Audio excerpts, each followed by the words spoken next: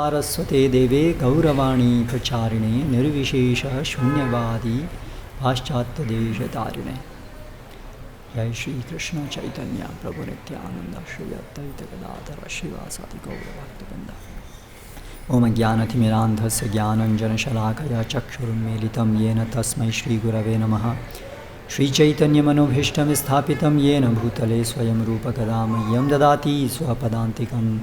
वन्देऽहं श्रीगुरो श्रीयुतः पदकमलं श्रीगुरून् वैष्णवांश्च श्रीरूपं साग्रजातं सहगणरघुनाथान्वितं तं सजीवं साद्वैतं सावधूतं परिजनसहितं कृष्णचैतन्यदेवं श्रीराधाकृष्णपादान् सहगणललिता श्रीविशाखान्वितांश्च। जय श्रीकृष्णचैतन्य प्रभु नित्यानन्द श्री अद्वैत गदाधर श्रीवासादि गौरभक्तवृंद। हरे कृष्णा कृष्ण कृष्ण हरे हरे, हरे राम राम राम हरे हरे। श्री चैतन्य महाप्रभु ने 500 वर्ष पूर्व जगन्नाथपुरी में स्वयं रथ यात्रा, प्रतिवर्ष रथ यात्रा में सम्मिलित होकर और अपनी शिक्षाओं के द्वारा विशेष रूप से स्वरूप दामोदर रामानंद राय के साथ उनके संवाद के द्वारा रथ यात्रा के अर्थ को उद्घाटित किया, उसके महत्व को उद्घाटित किया। और श्रील प्रभुपाद जो चैतन्य महाप्रभु के सेनापति भक्त हैं, उन्होंने इस रथ यात्रा महोत्सव को पूरे विश्व भर में फैलाया। और इस प्रकार श्री चैतन्य महाप्रभु का जो प्रयोजन है अवतीर्ण होने का, उसे संपादित करने के लिए ये रथ यात्रा महोत्सव को एक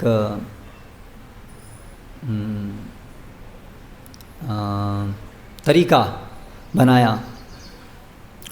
तो श्री चैतन्य महाप्रभु किस प्रकार रथ यात्रा में सम्मिलित हुए और उसके पीछे की जो गूढ़ समझ है, कैसे उन्होंने उद्घाटित की, ये चैतन्य चरितामृत के अंदर श्री कृष्णदास कविराज गोस्वामी ने वर्णित की है।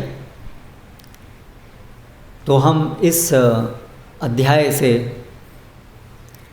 ये श्लोक पाठ करेंगे और उसके विषय में श्रील प्रभुपाद के तात्पर्यों से पढ़ेंगे। तो ये मध्य लीला है चैतन्य चरितामृत की, अध्याय 13, रथ यात्रा के समय महाप्रभु का भावमय नृत्य। और ये प्रतिवर्ष होता था जब तक श्री चैतन्य महाप्रभु जगन्नाथपुरी रहे। उसमें से एक वर्ष का ये वर्णन है और हर वर्ष इसी प्रकार से चैतन्य महाप्रभु भाव विभोर होकर के नृत्य करते। तो ये जो रथ यात्रा महोत्सव है तो जगन्नाथपुरी में सैकड़ों वर्षों से चल रहा है। और रथ यात्रा आषाढ़ मास की बीज जो तिथि है उस पर आयोजित होती है।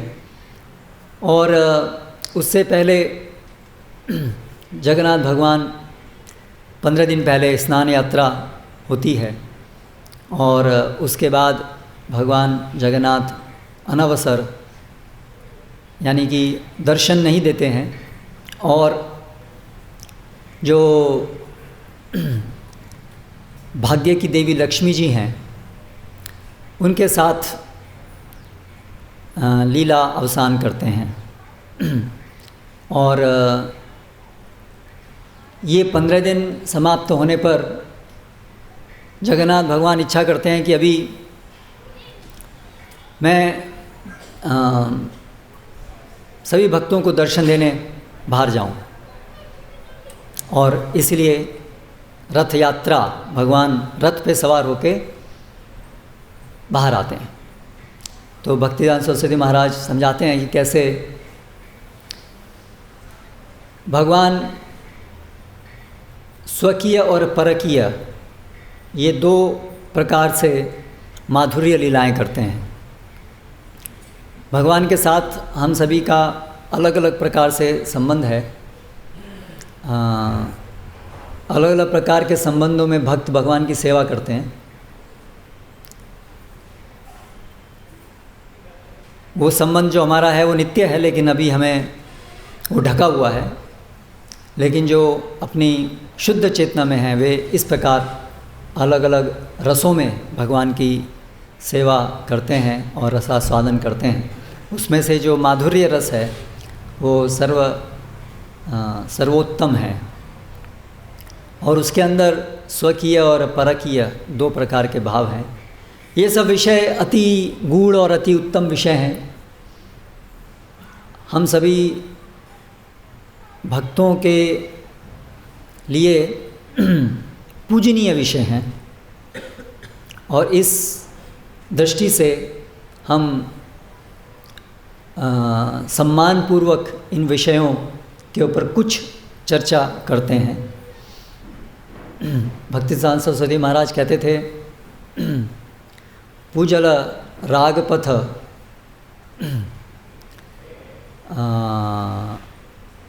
वैभव भंगिते। जो ये रागपथ है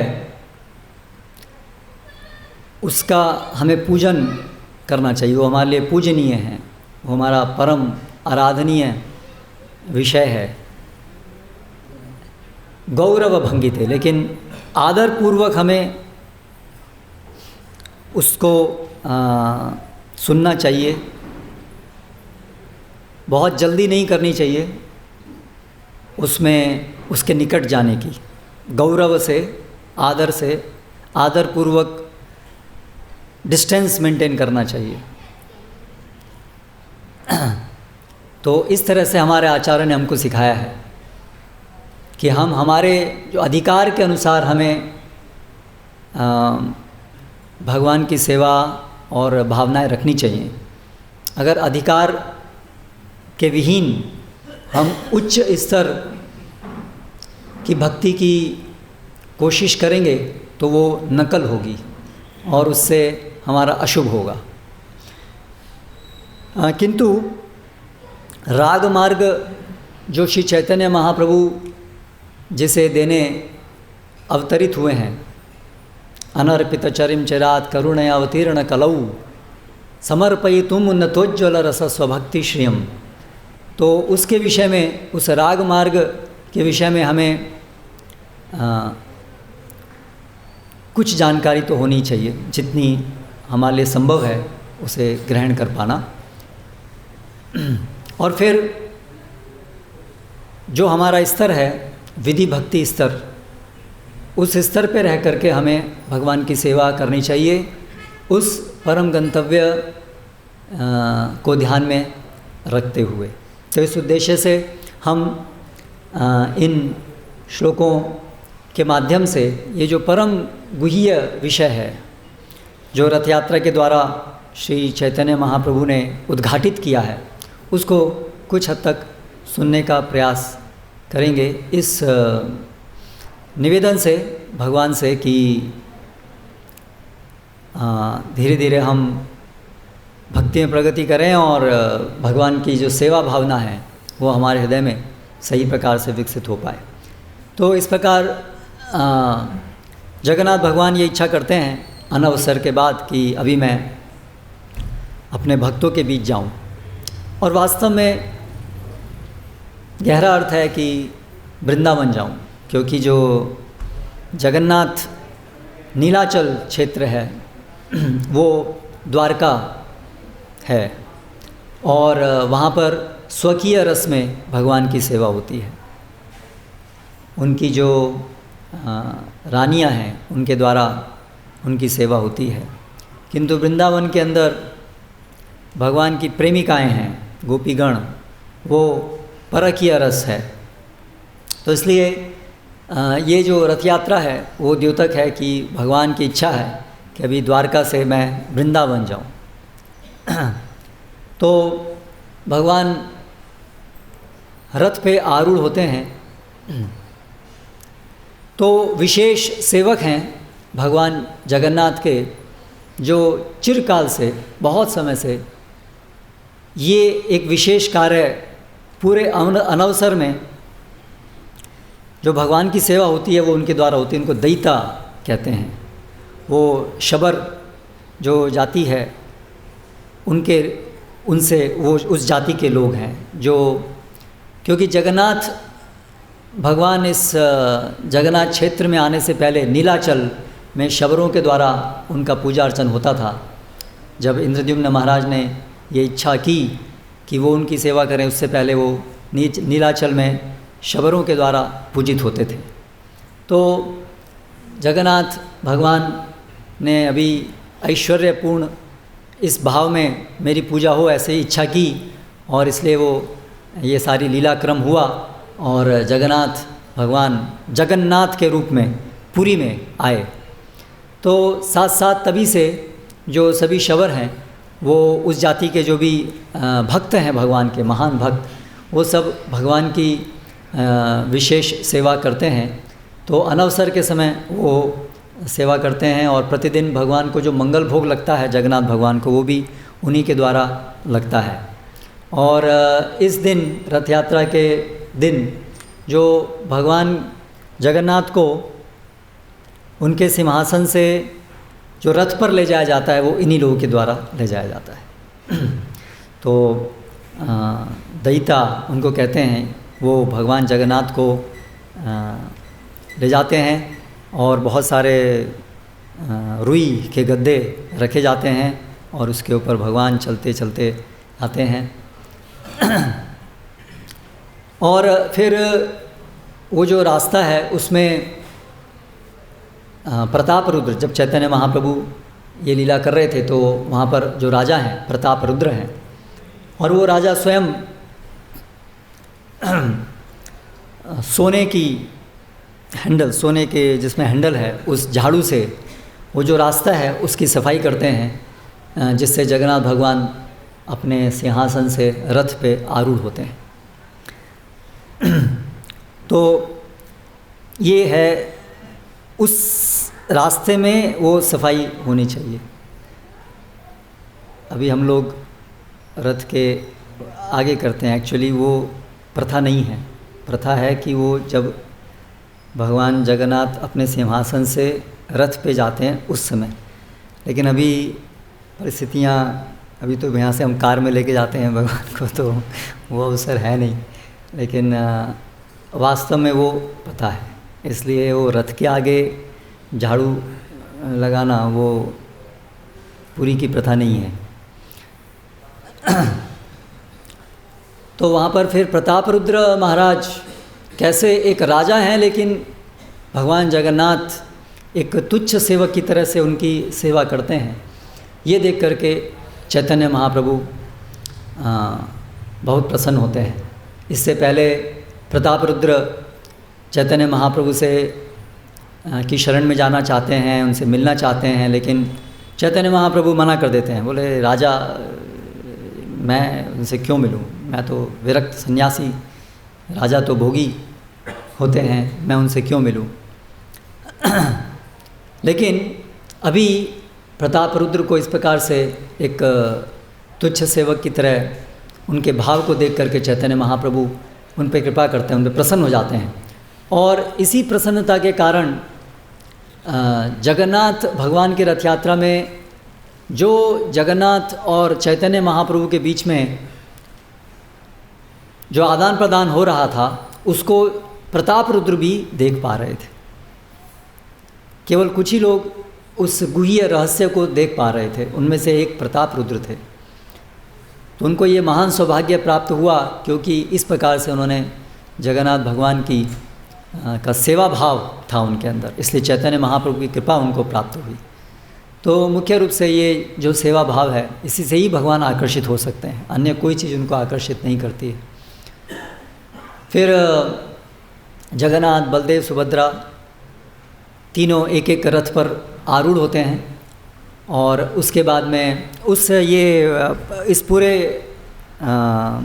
जो ये भगवान के अपने सिंहासन से रथ पे आरूढ़ होने का जो महोत्सव है, इसको पांडु विजय के नाम से जाना जाता है ये। और फिर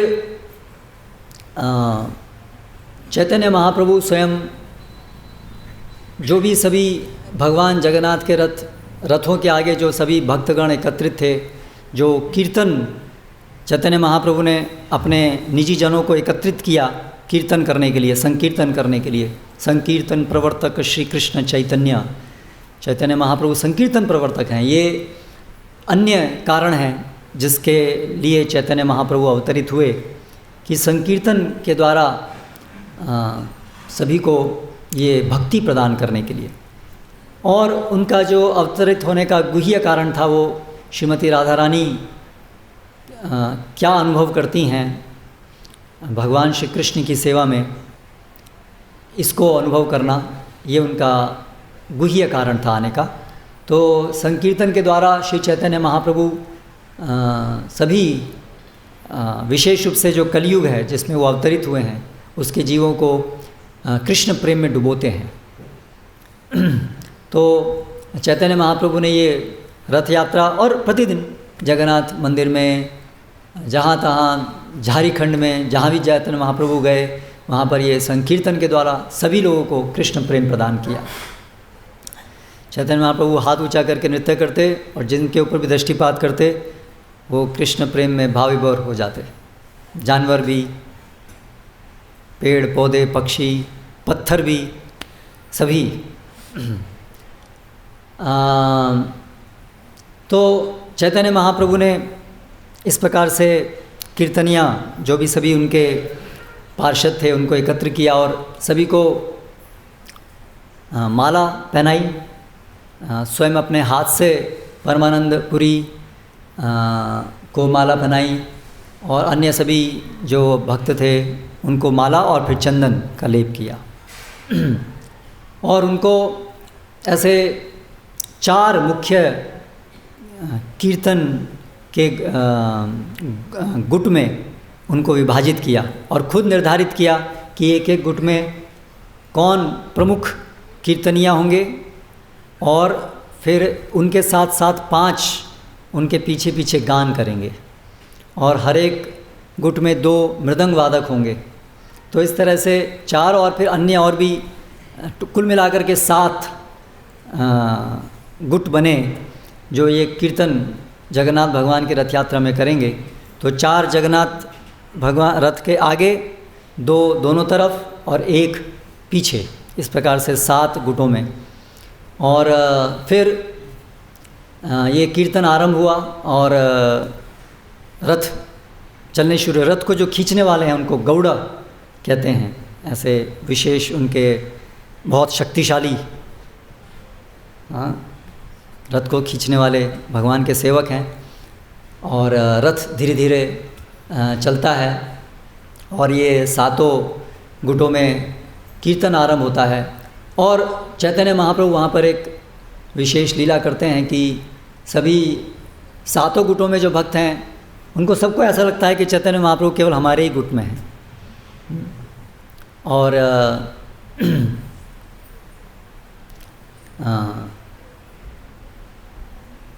नृत्य अलग अलग ग्रुप में एक एक भक्त नृत्य कर रहे हैं। फिर चैतन्य महाप्रभु को घेरे हुए भक्तों की टोली जो है उनको 3 सर्कल्स, 3 क्या कहेंगे उसको, मंडल, 3 मंडल बनाते हैं चैतन्य महाप्रभु के तरफ। सबसे पहले जो है नित्यानंद प्रभु स्वयं मंडल बनाते हैं, बलराम भगवान कोई भीड़ जो है वो बहुत नज़दीक नहीं आ जाए इसके लिए। तो स्वयं नित्यानंद प्रभु प्रथम मंडल अपने पार्षदों के साथ बनाते हैं, फिर उसके बाद दूसरा मंडल और फिर तीसरे मंडल में प्रताप रुद्र राजा स्वयं अपने निजी सेवकों के साथ में मंडल बनाते हैं। और जब चैतन्य महाप्रभु फिर कुछ समय बाद में चैतन्य महाप्रभु स्वयं गान करना आरंभ करते हैं और सभी 7 की 7 जो मंडलियां हैं वो सब एकत्र हो जाती हैं, एक ही साथ में आ जाती हैं और चैतन्य महाप्रभु वहाँ नृत्य गान करते हैं। और नृत्य गान करते हुए चैतन्य महाप्रभु भावाविष्ट हो जाते हैं। सारे महाभाव के लक्षण उनके दिव्य शरीर में प्रकट होते हैं। नेत्रों से पिचकारी से जैसे जल निकलता है, इस प्रकार से अश्रुधारा बहती है, जो कि सभी जो उनके आसपास में सभी लोग थे वो सब उस जल से, जल अमृत से नहा जाते हैं और रोमांच उत्पन्न होता है। उनके दिव्य रोमों से जल और साथ साथ में रक्त भी प्रवाहित होता है और इस प्रकार से कभी वो मूर्छित हो जाते हैं, कभी ज़मीन पर मूर्छित होकर के गिर जाते हैं, कभी बहुत ऊंचा उठते हैं, नाचते हैं और भूमि भी पूरी हिलती है। तो इस प्रकार से दिव्य दृश्य, ये नृत्य कभी नहीं देखा गया, ऐसा नृत्य, ऐसा गान देखते हैं। तो चैतन्य महाप्रभु का जो भाव है, महाभाव, वो अद्वितीय है। वो केवल श्रीमती राधा रानी ही उसको धारण करती हैं। तो सभी अचंभित होते हैं उस नृत्य को देख करके, उस भाव विभोर अवस्था को देख करके। तो प्रताप रुद्र जो हैं वो उनका एक सेवक था, उसके कंधे पे हाथ रख के ऊंचा करके एक टक होकर के देख रहे हैं चैतन्य महाप्रभु को नृत्य करते हुए। और उनके आगे श्रीवास ठाकुर वो भी एक टक होकर के चैतन्य महाप्रभु को देख रहे हैं, है ना। तो ये जो प्रताप रुद्र थे उनके आगे थे बिल्कुल श्रीवास ठाकुर। तो जो प्रताप रुद्र के एक सेवक थे वो श्रीवास ठाकुर को थोड़ा हटा रहे थे कि हटो, प्रताप रुद्र देख रहे हैं भाई। तो श्रीवास ठाकुर को पता नहीं कौन धक्का दे रहा है बार बार, लेकिन वो भी पूरे भाव विभोर थे तो ज़्यादा ध्यान नहीं दिया। लेकिन फिर बाबा धक्का दिया कोई, तो उन्होंने एक चाटा मारा खींच करके वो जो प्रताप रुद्र का सेवक था। तो वो सेवक जो है वो नाराज़ हो गया, अरे वे चाटा मारा।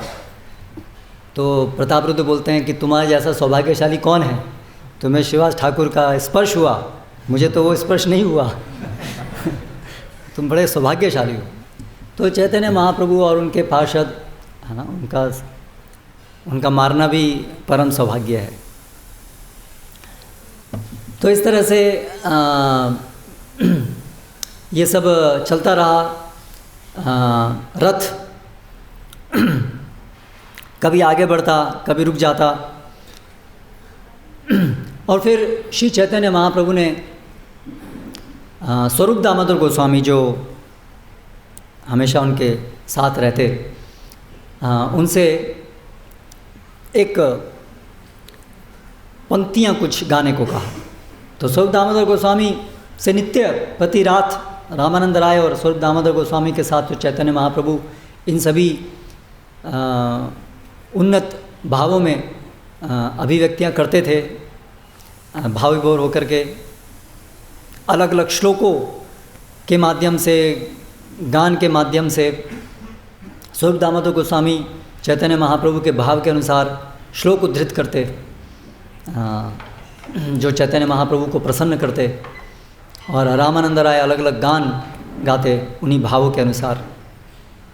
तो अभी आगे हम ये वृत्तांत इसमें से पढ़ेंगे।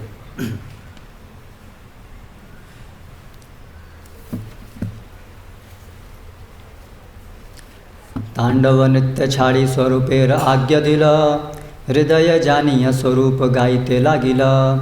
तो अपना एक तांडव नृत्य छोड़कर, चैतन्य महाप्रभु का नृत्य जैसे तांडव नृत्य के समान था, उसको छोड़कर उन्होंने स्वरूप दामोदर गोस्वामी को आज्ञा दी और उनका हृदय जान करके स्वरूप दामोदर गोस्वामी ने ये पंक्तियाँ पढ़नी शुरू की। सईत पराण नाथ पाइनू, जहाँ लागी मदन दहने झूरी गेनू। अब मुझे अपने जीवन के स्वामी प्राप्त हो गए हैं, जिनके बिना मैं कामदेव द्वारा दग्ध हो रही थी और सूखी जा रही थी। तात्पर्य में श्रील प्रभुपाद लिखते हैं, ये गीत कुरुक्षेत्र नामक पुण्य स्थान पर कृष्ण से श्रीमती राधा रानी के मिलन का सूचक है, जहाँ भगवान श्री कृष्ण अपने भाई तथा बहन के साथ सूर्य ग्रहण के अवसर पर गए थे। यह कृष्ण से विरह का गीत है। जब श्रीमती राधा रानी कृष्ण से कुरुक्षेत्र में मिली तो उन्हें वृंदावन में श्री कृष्ण के घनिष्ठ सानिध्य का स्मरण हो आया और उन्होंने सोचा अब मुझे अपने जीवन के स्वामी मिल गए हैं। उनकी अनुपस्थिति में मैं कामदेव के बाण से जल रही थी और सूखी जा रही थी। अब मुझे पुनः अपना जीवन मिल गया। तो श्रीमद् भागवतम में ये वर्णन है कि कैसे कुरुक्षेत्र में भगवान श्री कृष्ण अपनी सभी रानियों के साथ और अपने पार्षदों के साथ, राजा हैं द्वारकाधीश, तो साज धज के घोड़े हाथियों के साथ आते हैं।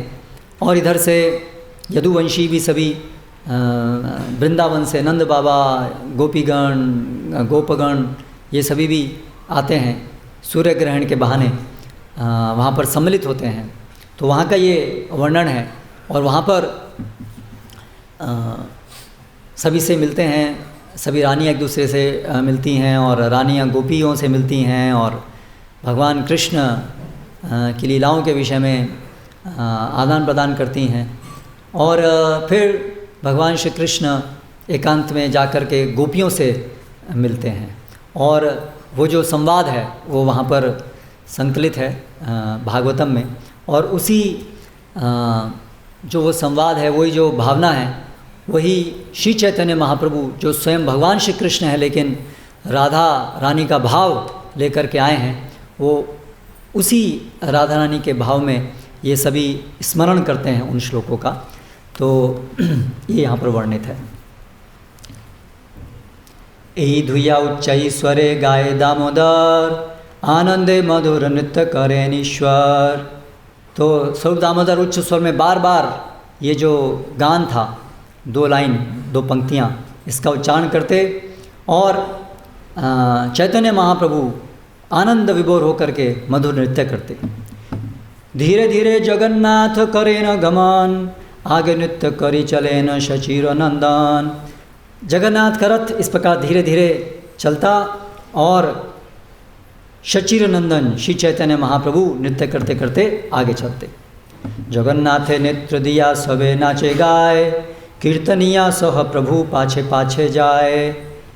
जगन्नाथ को देखते हुए सभी लोग नृत्य करते। तो जगन्नाथ रथ के आगे चल रहे हैं और गान कर रहे हैं, लेकिन नेत्र उनके सभी जगन्नाथ की तरफ हैं। और श्री चैतन्य महाप्रभु भी उन कीर्तनियों के साथ चलते चलते अंत तक चले गए। जगन्नाथे मग्न प्रभुर नयन हृदय, श्री हस्त जुगे करे गीतेर अभिनय। और जगन्नाथ में मग्न श्री चैतन्य महाप्रभु के नयन और हृदय थे और वो ये जो गान था उसका अभिनय कर रहे थे। गौर यदि पाछे चले श्याम है स्थिरे, गौर आगे चले श्याम चले धीरे धीरे। जब चैतन्य महाप्रभु रथ के पीछे चले जाते तो श्याम यानी जगन्नाथ रुक जाते, उनका रथ रुक जाता।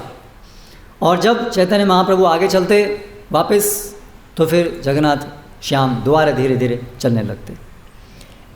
यही मत गौर श्यामे देही ठेला ठेली, स्वरथे श्यामेर राखे गौर महाबली।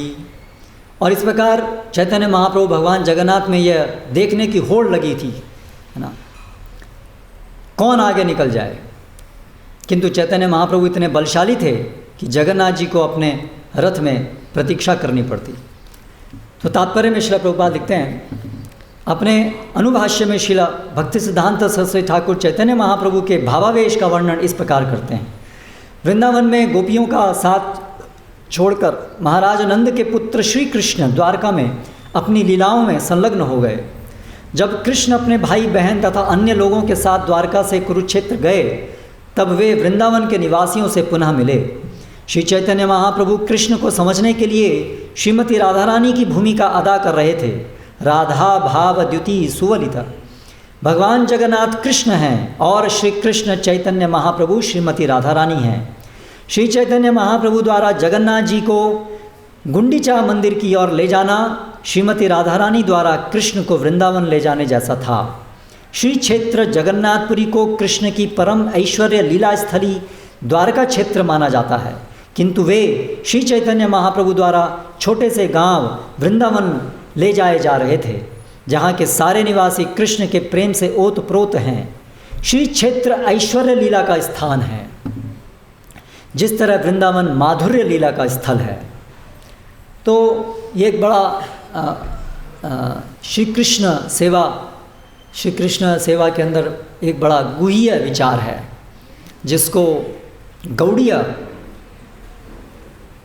जो वैष्णव हैं, सभी वैष्णव भी इस विषय से अवगत नहीं हैं।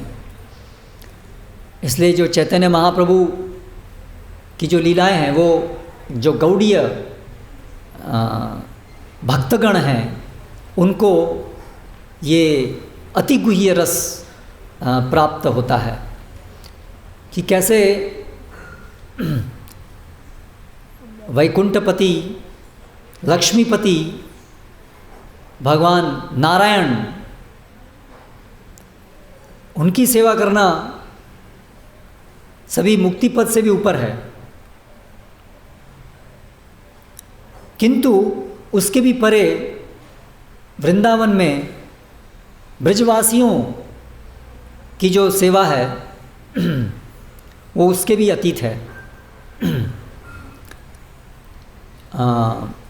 ये राग मार्ग कहलाता है। तो ये एक है ऐश्वर्य भक्ति और एक है माधुर्य भक्ति। ऐश्वर्य स्थली तो वैकुंठ, और उसके आगे मथुरा द्वारका, वहाँ पर दोनों चीज़ें मिश्रित हैं, ऐश्वर्य भी है माधुर्य भी है। लेकिन वृंदावन केवल माधुर्य धाम है। वहाँ पर ऐश्वर्य भगवान का है, लेकिन वहाँ पर माधुर्य प्रधानता है। उस माधुर्य के द्वारा ऐश्वर्य का भी लोप हो जाता है। उस माधुर्य के द्वारा ब्रजवासी भूल जाते हैं कि कृष्ण भगवान है। वो उन्हें अपने सखा, अपने पुत्र, अपने प्रेमी के रूप में ही जानते हैं, इसलिए वो माधुर्य स्थली है। रथ के पीछे पीछे श्री चैतन्य महाप्रभु के चलने का अर्थ यह था कि भगवान जगन्नाथ अर्थात कृष्ण वृंदावन के निवासियों को भूल रहे हैं। तो चैतन्य महाप्रभु रथ के पीछे चले गए, मतलब कि ठीक है जगन्नाथ कृष्ण, आप तो हमें भूल करके आगे चले गए। यद्यपि कृष्ण ने वृंदावन के निवासियों की उपेक्षा की थी, किंतु वे उन्हें भुला नहीं पाए थे। इस तरह वे अपनी ऐश्वर्यपूर्ण रथ यात्रा में वृंदावन लौट रहे थे। श्री चैतन्य महाप्रभु श्रीमती राधा रानी की भूमिका में परीक्षा ले रहे थे कि क्या भगवान को वृंदावन के निवासियों की अब भी याद आती है या नहीं। जब चैतन्य महाप्रभु रथ से पिछड़ जाते तो जगन्नाथ देव अर्थात स्वयं कृष्ण श्रीमती राधा रानी के मन को जान लेते। इसीलिए कभी कभी जगन्नाथ जी यह दिखाने के लिए नाचते हुए महाप्रभु से पिछड़ जाते कि वे श्रीमती राधा रानी को भूले नहीं हैं। इस जगह भगवान जगन्नाथ रथ का आगे बढ़ना रोक लेते और पूरी तरह रथ रोककर प्रतीक्षा करते। इस तरह जगन्नाथ जी ने स्वीकार किया कि श्रीमती राधा रानी के भाव के बिना वे संतुष्ट नहीं होंगे। जब जगन्नाथ जी इस तरह प्रतीक्षा करते तो गौर सुंदर चैतन्य महाप्रभु अपने श्रीमती राधा रानी के भाव में कृष्ण के आगे आ जाते। ऐसे अवसरों पर भगवान जगन्नाथ बहुत धीरे धीरे आगे बढ़ते। इस तरह की पारस्परिक होड़ कृष्ण तथा राधा रानी के प्रेम व्यापार की अंग थी। महाप्रभु द्वारा जगन्नाथ के लिए और जगन्नाथ द्वारा श्रीमती राधा रानी के लिए जो भाव की प्रतिस्पर्धा थी, उसमें चैतन्य महाप्रभु विजयी हुए। नाचिते नाचिते प्रभु रहैला भावांतर, हस्ततुली श्लोक पढ़े करी उच्च ईश्वर। तो नाचते नाचते श्री चैतन्य महाप्रभु भाव विभोर हो गए और दोनों हाथ उठा करके एक उच्च स्वर में ये एक श्लोक का गायन करने लगे। ये जो श्लोक है ये पूरी रथ यात्रा के अंदर जो चैतन्य महाप्रभु की जो भाव था उसको उद्धृत करती है। ये रूप गोस्वामी ने भी अपनी पद्यावली में इसका संकलन किया है। यकौमार हरस एव हि वरस्ता एव चैत्र क्षपास तेजोन्मिलितमालती सुरभय प्रौढ़ा कदम्बानिलाः सचैवास्मि तथापि तत्र सुरत व्यापार लीला विधौ रेवारोधसी वेतसी तरुतले चेतः समुत्कंठते। जिस व्यक्ति ने युवावस्था में मेरा हृदय चुरा लिया था वही अब फिर से मेरा स्वामी है। ये चैत्र मास की वही चांदनी रातें हैं, वही मालती पुष्पों की सुगंध है और कदम्ब वन की वही मधुर वायु बह रही है। अपने घनिष्ठ संबंध में मैं वही प्रेमिका हूँ, फिर भी मेरा मन यहाँ सुखी नहीं है। मैं रेवा यानी यमुना नदी के तट पर स्थित वेतसी वृक्ष के नीचे वापस जाने के लिए उत्सुक हूँ, यही मेरी उत्कंठा है।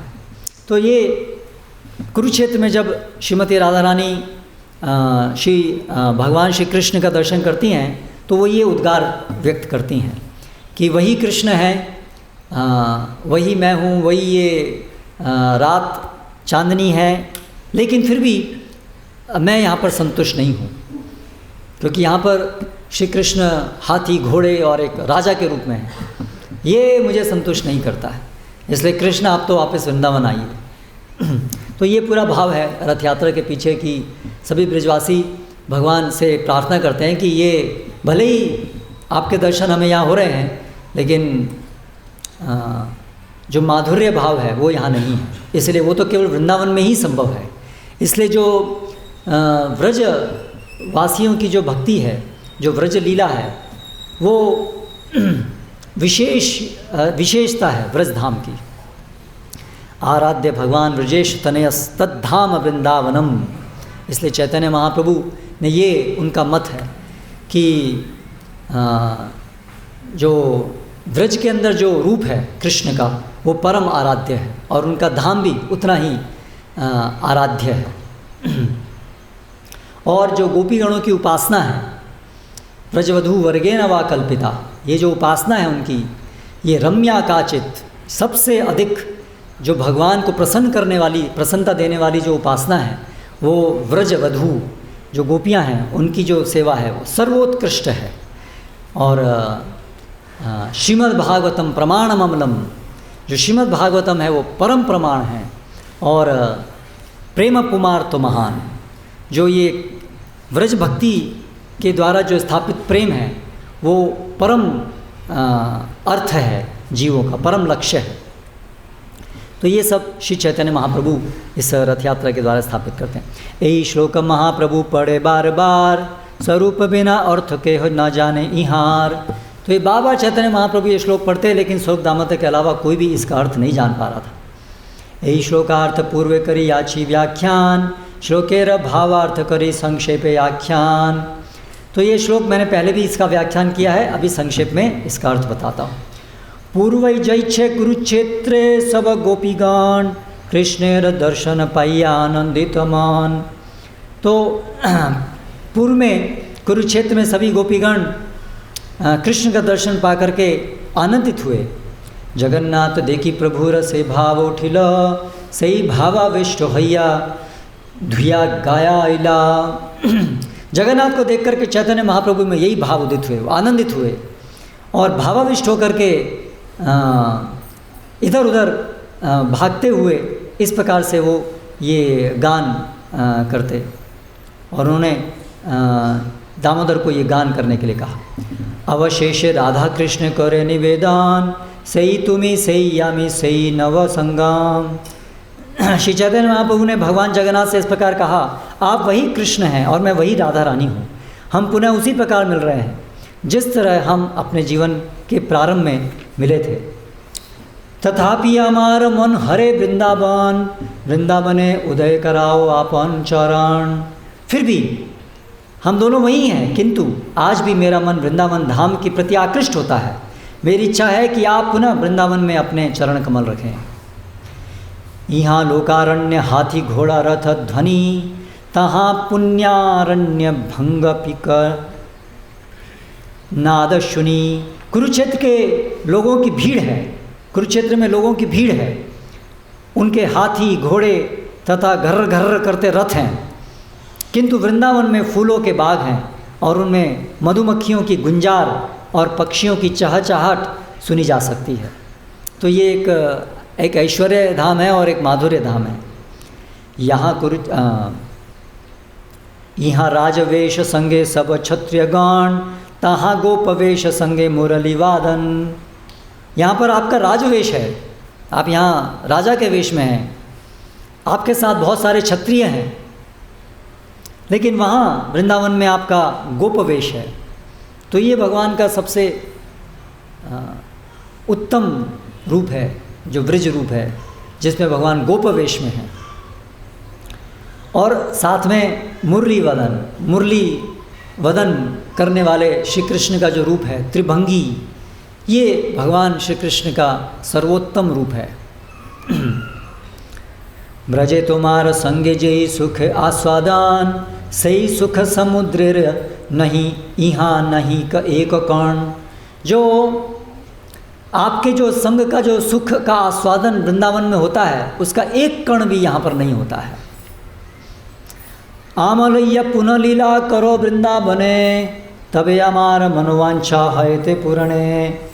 तो मेरी इच्छा तभी पूरी होगी जब आप वृंदावन में पुनः आएंगे और मेरे साथ लीला करेंगे।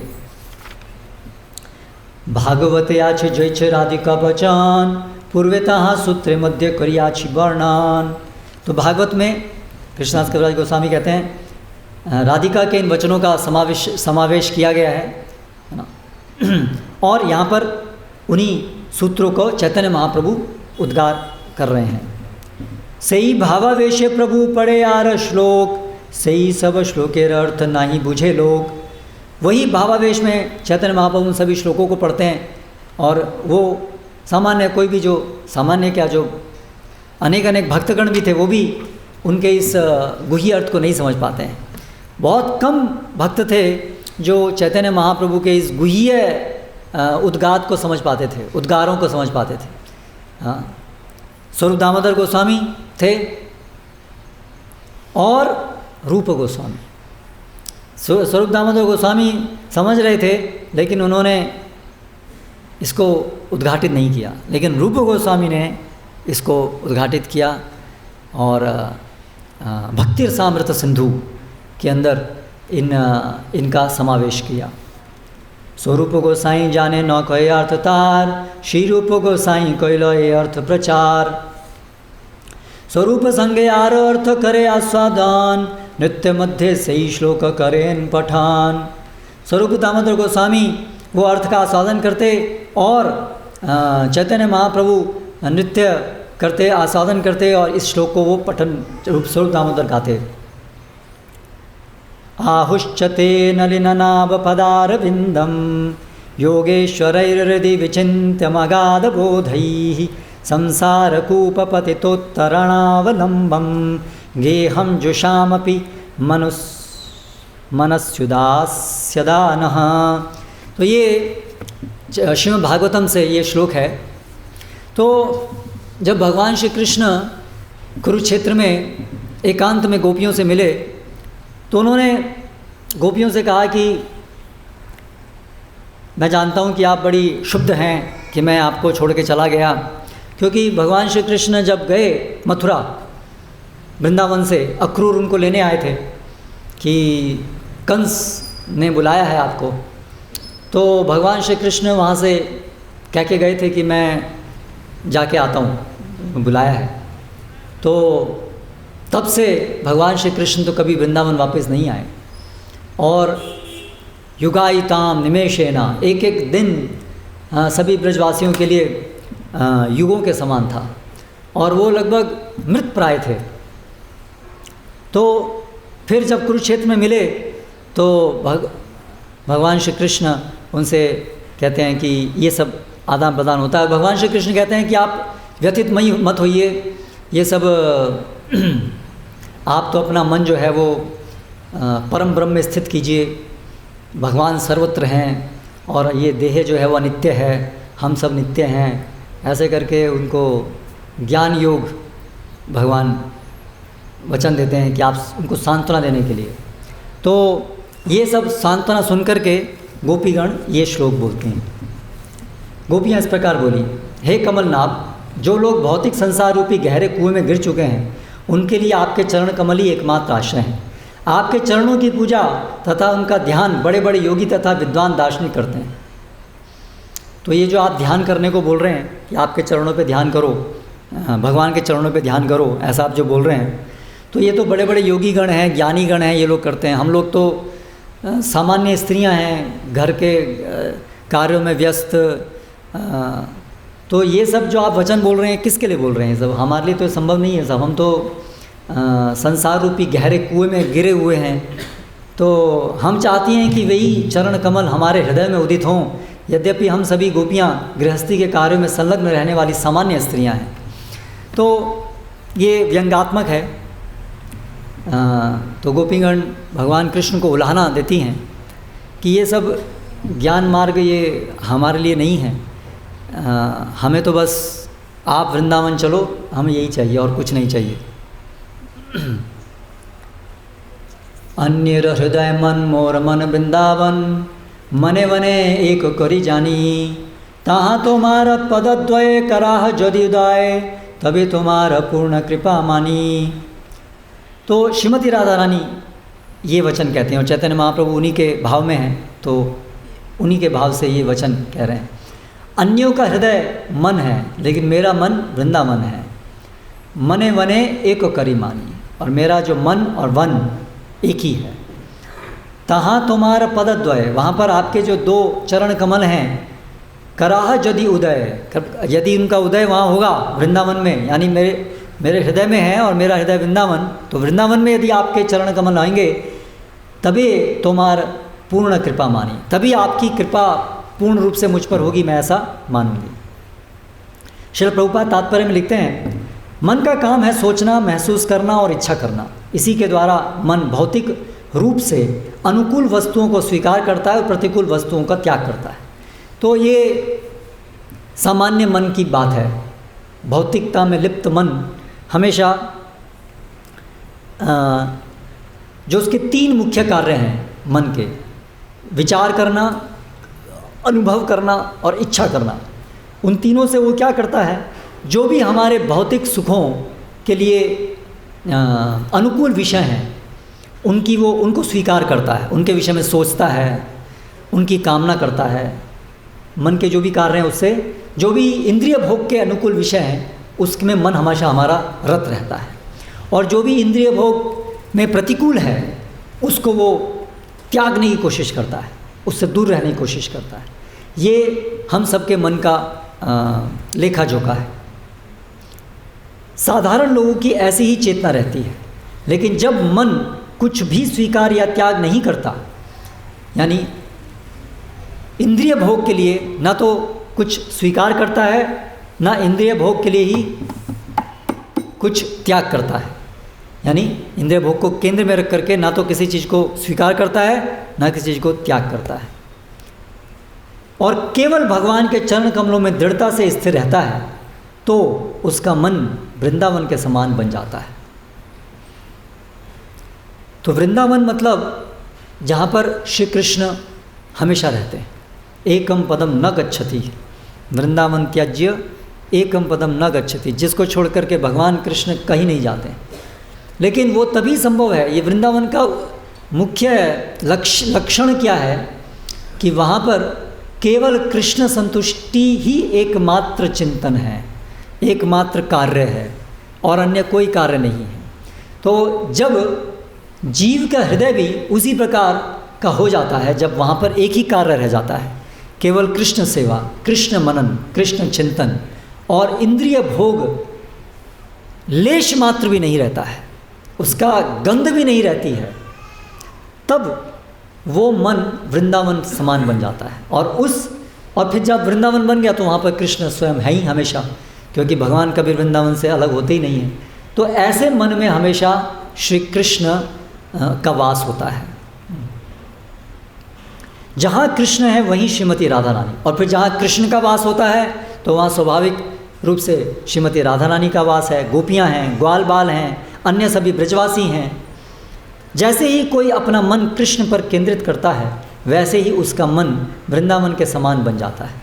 तो अपने मन को वृंदावन बनाने का तरीका क्या है कि पहले कृष्ण के चिंतन को विधि भक्ति से कृष्ण के चिंतन को करने का हम अभ्यास करते हैं, और फिर जब अभ्यास से हृदय शुद्ध होते होते सभी प्रकार की भौतिक कामनाएं समाप्त हो जाती हैं और कृष्ण की ही सेवा करने की इच्छा एकमात्र रह जाती है, तब फिर वहाँ पर स्वयं स्वाभाविक रूप से कृष्ण का आगमन होता है। और फिर सभी वृंदावन की लीलाएं वहाँ उद्घाटित होती हैं उस मन के अंदर, और वहाँ पर फिर राग भक्ति का प्रादुर्भाव होता है। दूसरे शब्दों में, जब किसी का मन पूरी तरह भौतिक इच्छाओं से मुक्त हो जाता है और पूर्ण पुरुषोत्तम भगवान की सेवा में ही लग जाता है, तब वह भक्ति कहीं और नहीं, केवल वृंदावन में ही निवास करता है। वो भक्त कहीं और नहीं, हमेशा वृंदावन में ही निवास करता है।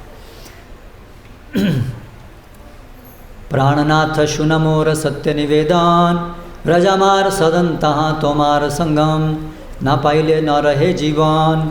हे प्राणनाथ, आप मेरा सत्य निवेदन सुनिए। ये श्रीमती राधा रानी कह रही हैं, व्रज यही मेरा सदन है जहाँ आपका संगम होता है, और मैं अपना ये अगर मुझे प्राप्त नहीं होता तो मेरे लिए जीवन बनाए रखना संभव नहीं होता है। पूर्वे उद्धव द्वारा एवे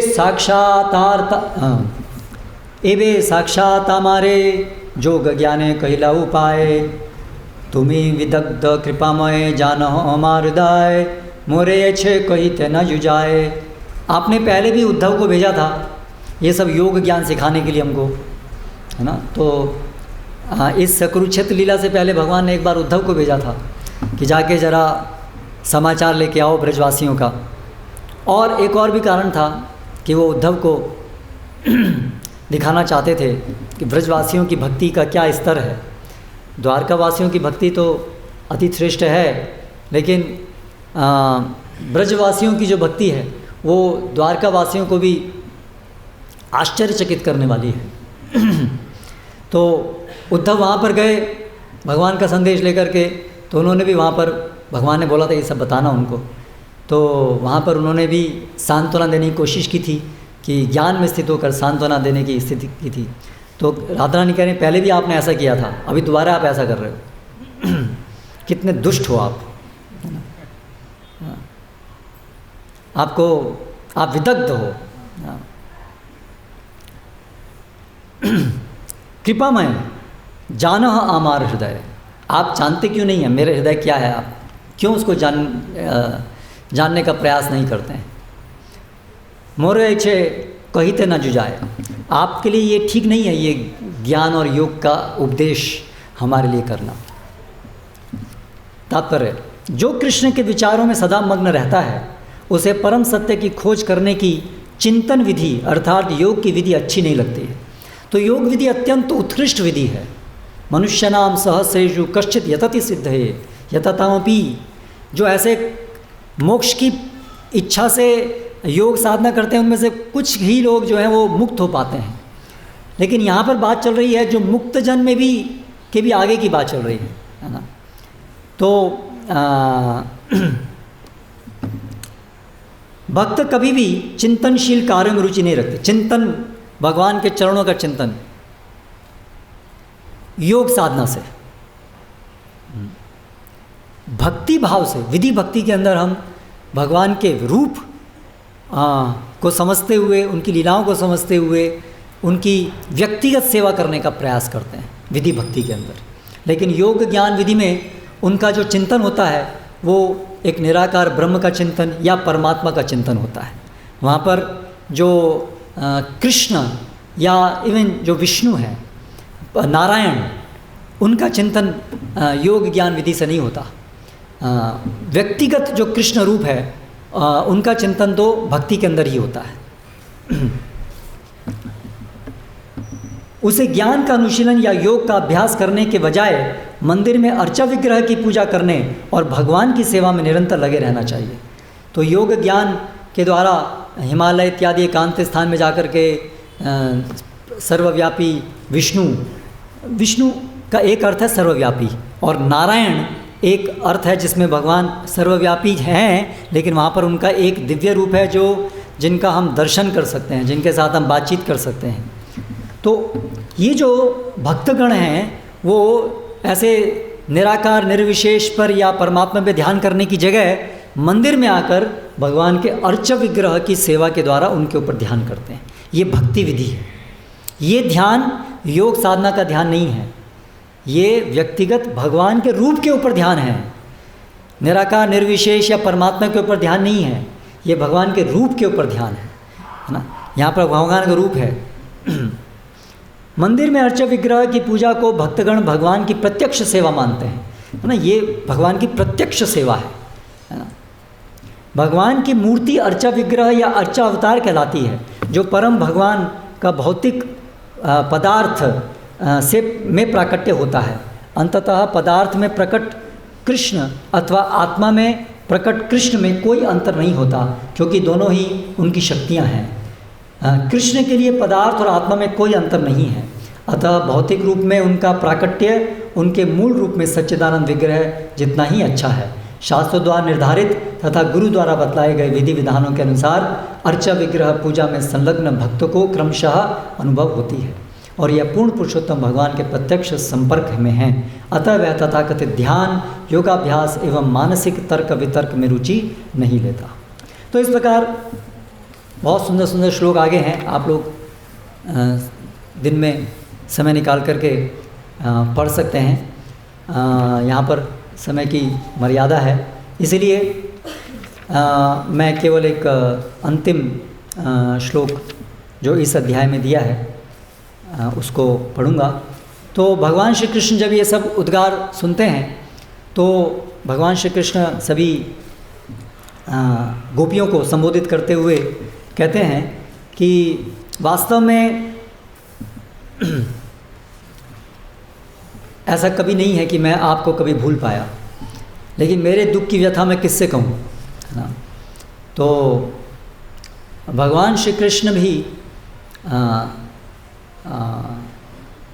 एकम पदम, वो कभी वृंदावन छोड़ के नहीं जाते हैं। तो भगवान कहते हैं कि मैंने नारायण से प्रार्थना की थी कि मुझे कैसे आप लोगों का संग प्राप्त हो, इसलिए नारायण भगवान की कृपा मुझे मिली और मैं प्रतिदिन वृंदावन में आता हूँ और वहाँ पर वृंदावन में मैं लीला करता हूँ, लेकिन मुझे कोई देख नहीं पाता, लेकिन अनुभूति आप लोग करते हैं। तो इस प्रकार से भगवान प्रकट और अप्रकट दो प्रकार के रूपों में रहते हैं। तो भगवान चले गए, प्रकट रूप में नहीं रहे वृंदावन में, लेकिन अप्रकट रूप में वहाँ रहे। तो जो ब्रजवासी भगवान का जो निरंतर जो ध्यान करते हैं विरह में, उसके द्वारा भगवान की उपस्थिति का अनुभव करते हैं। ये अप्रकट रूप से भगवान की उपस्थिति है। और श्री चैतन्य महाप्रभु इस लीला के द्वारा ये भी हमें सिखाते हैं कि कैसे विरह भाव में, जिस प्रकार ब्रजवासियों ने जब भगवान चले गए वृंदावन से, उसके बाद जो पूरा विरह भाव में हमेशा भगवान का चिंतन किया, वो विरह भाव में जो भगवान की सेवा होती है वो वास्तव में सर्वश्रेष्ठ सेवा पद्धति है। और जो ये हमारी पूरी गौड़ीय परंपरा है उसके अंदर यही भाव के अंदर सेवा करना का प्रशिक्षण हमें देने के लिए रूप गोस्वामी ने चैतन्य महाप्रभु शिक्षाओं को उद्धृत किया। इस विरह भाव में जो भगवान की जो सेवा, ये भाव से हम भगवान की सेवा करते हैं कि मतलब ये भी बहुत उच्चतर भाव है। अभी हमारे अंदर ये भाव का स्तर भी नहीं है। इस भाव के स्तर में आने के लिए हमें प्रयास और प्रयत्न करना। अभी तो हमारा भाव विरह का नहीं है, विच्छेद का है। हम भगवान से बिल्कुल दूर हैं, इंद्रिय भोग में लिप्त हैं, है ना। इसलिए अभी कहाँ विरह भाव आएगा। विरह भाव आता है जब भगवान से प्रेम होता है, तब विरह भाव आता है। अभी तो भगवान से प्रेम नहीं है, हमें अपने इंद्रिय भोग से प्रेम है। ये सब जो गोपियों और भगवान की जो लीलाएं हैं उसको आजकल हम लोग, आजकल नहीं मतलब भौतिक जगत में हमेशा तथाकथित प्रेमी प्रेमिका के रूप में लेते हैं, है ना। इस जड़ शरीर के प्रति हमारा आकर्षण है ना। तो हम सब यहाँ पर राधा रानी और कृष्ण की नकल करते हैं इस भौतिक जगत में। तो ये सब जो नकल है वो छोड़नी होगी, है ना। और छोड़ करके तब हम पात्र बन पाएंगे कि हम ये राधा रानी और कृष्ण का जो प्रेम व्यापार है उसमें प्रवेश भी कर पाएँ। जब तक थोड़ी सी भी ये काम वासना हमारे हृदय में है, स्त्री पुरुष आकर्षण लेश मात्र भी है, और इस जगत के प्रति हमारे हृदय के अंदर का थोड़ा सा भी आकर्षण है, लाभ पूजा प्रतिष्ठा की इच्छा है, ऐसी कुछ भी आसक्ति, भौतिक आसक्ति यदि है, तो ये सब राधा और कृष्ण का प्रेम व्यापार हमसे कोसों कोसों दूर है। तो इसलिए आचार्यगण हमें सिखाते हैं कि कैसे ये जो कृष्ण राधा कृष्ण की जो ये उच्चतर भावना है, कैसे इसको अप्रोच करना है ना।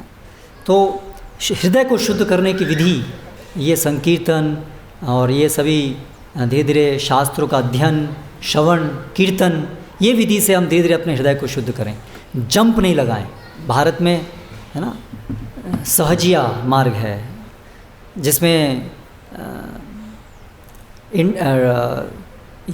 अधिकार के बिना सीधा राधा कृष्ण की अंतरंग लीलाओं को श्रवण करना, और इस तरह से प्रयास है कि हम, मतलब प्रयास नहीं है, एक अपने ऊपर लाद दिया है कि हम वहाँ हैं, हम उस अवस्था में हैं, है ना। तो उससे क्या होता है, उससे कोई भक्ति नहीं होती है, उससे केवल जो हृदय का प्रदूषण है वो बढ़ता है।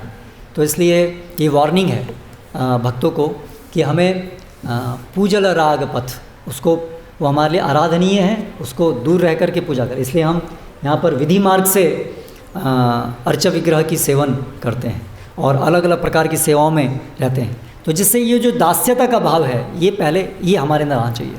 वास्तव में श्रीमती राधा रानी की जो सारी सेवा है वो दास्यता की अति श्रेष्ठ अवस्था है। तो ये दास्य भाव अर्जित करने के लिए हमें पहले अलग अलग प्रकार की सेवाओं में संलग्न होना चाहिए। श्रवण कीर्तन की विधि, और तो जैसे आज रथ यात्रा है, इसमें हम अलग अलग प्रकार से सभी लोगों को भगवान के नाम को मिले, भगवान के हरिनाम सबको मिले, भगवान का प्रसाद मिले, भगवान के दर्शन हो, कैसे उसमें हम अपने को लगाएं, अपने हाथ पैर जो भी हमारे अंदर है, बुद्धि मन तन धन, सबको भगवान की सेवा में लगाएं। ऐसा करने से अपने इंद्रिय भोग में नहीं लगाएं, भगवान की सेवा में लगाएं, है ना। ऐसा करने से हमारे अंदर धीरे धीरे ये हृदय शुद्धि होती है। तो इस विधि से हमें धीरे धीरे आगे बढ़ना है। तो और फिर अंत में भगवान श्री कृष्ण ये वचन कहते हैं,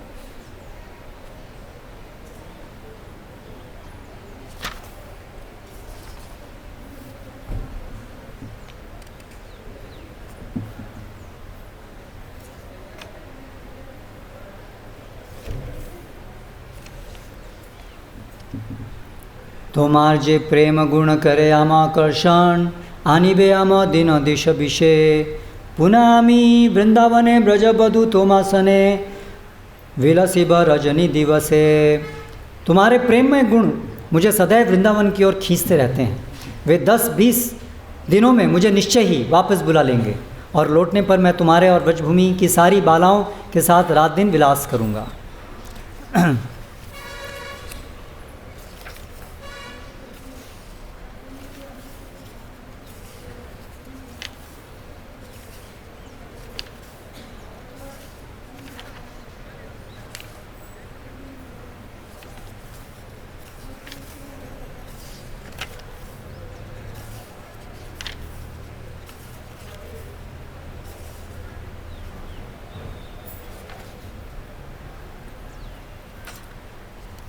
तो श्रीमद् भागवतम में उस अध्याय के अंत में